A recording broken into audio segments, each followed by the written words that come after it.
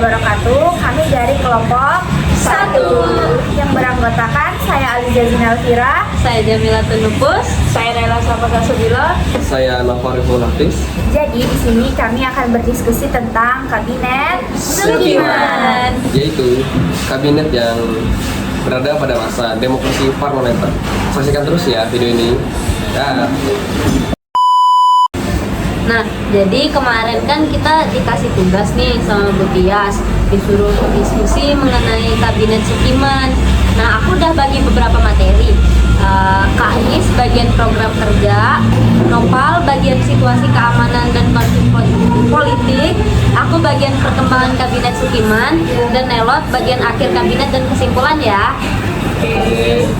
Jadi yang aku baca selama beberapa akhir ini tuh ada program kerjanya dari Kabinet Sukiman ini sendiri. Yang pertama itu jaminan keamanan dan ketentraman negara. Yang kedua ada juga memakmurkan rakyat dan memperbarui hukum agraris. Yang ketiga juga mempersiapkan persiapan pemilu.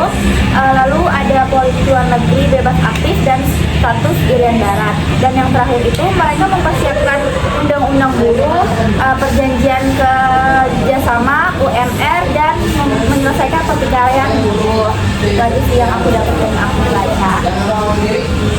Kalau dari perkembangannya sih yang aku baca, pada masa itu tuh kan pemerintahannya tuh dipimpin, pemerintahan kabinet itu dipimpin sama Muhammad Yamin selaku Menteri Kehakiman kan. Nah, pada masa itu tuh Muhammad Yamin mewariskan masalah-masalah yang ada di masa kabinet sebelumnya. Salah satunya yaitu penangkapan sekitar 950-an masyarakat yang dianggap komunis dan sosialis. Nah, Muhammad Yamin nih membebaskan tahanan itu tanpa ada berkonfirmasi kepada pihak ini, kayak pihak militer, pihak berwajib. Jadi pihak berwajib ini berasa kayak nggak dianggap. Jadi dia malah menuntut si Muhammad Yamin ini untuk lengser aja dari jabatannya. Jadinya memburuk hubungan antara sipil dengan militer itu. Untuk situasi dan keamanan politik sendiri pada masa Kabinet Sukiman tuh sebenarnya sangat-sangat tidak aman karena banyak terjadi perang sipil antara pemerintah dan juga masyarakat, dan juga banyak sekali pertentangan dalam pemerintah itu sendiri. Salah satu program kerja yang menurut saya sendiri atau menurut aku yang kurang efektif adalah tentang politik luar negeri bebas aktif. Dalam pelaksanaannya, kabinet ini diklaim salah langkah karena memihak blok barat dari Amerika Serikat. Dan hal itu ditandatangani dengan persetujuan bantuan ekonomi dari Amerika Serikat kepada negara Indonesia dengan nama yang kita ketahui yaitu Mutual Security Act atau MSA.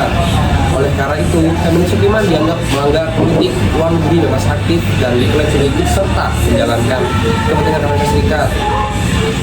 Dan juga Kabinet Sukiman ini sangat-sangat tidak harmonis dengan hubungan mereka dengan pihak militer.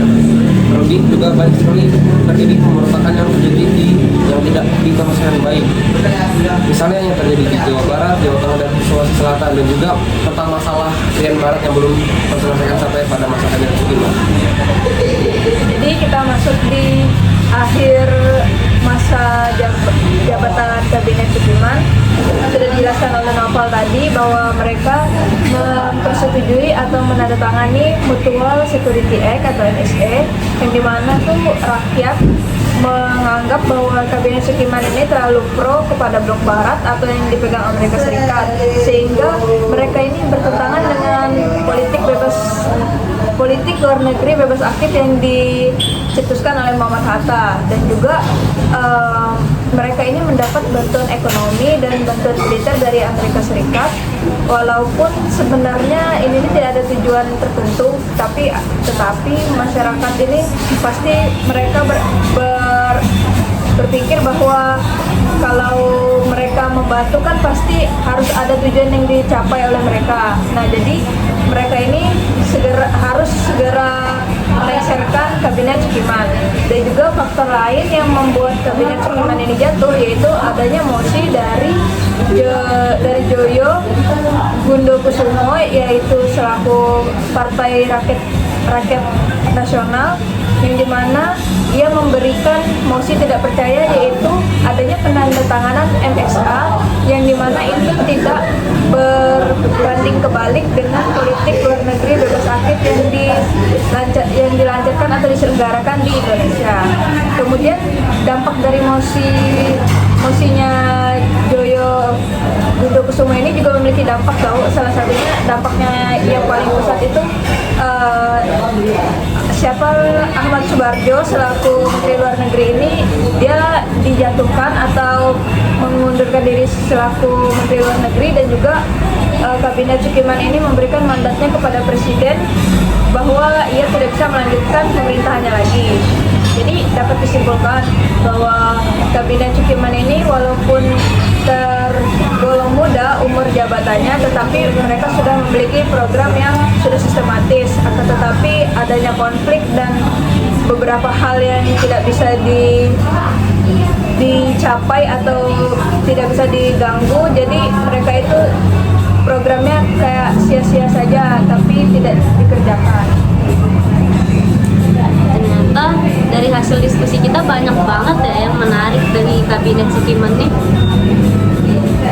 Gak banyak juga materinya, terus juga mudah dipahami nih. Bentar aja di sini. Karena Kabinet Sukiman itu nggak sampai setahun, cuma 11 bulan, jadi tidak banyak sekali yang bisa kita ambil karena sistemnya pun sudah ada dan kurang banyak informasi yang kita bisa gali, karena Kabinet Sukiman sendiri sangat sebentar sekali untuk menjabat dalam pemerintahan, hanya 11 bulan. Gak kayak kabinet-kabinet yang lain. Udah ya, kita aja kan jelas sih. Jelas banget kok. Jelas. Udah. Sekian dari kami, kurang lebihnya mohon maaf. Assalamualaikum warahmatullahi wabarakatuh. Dadah.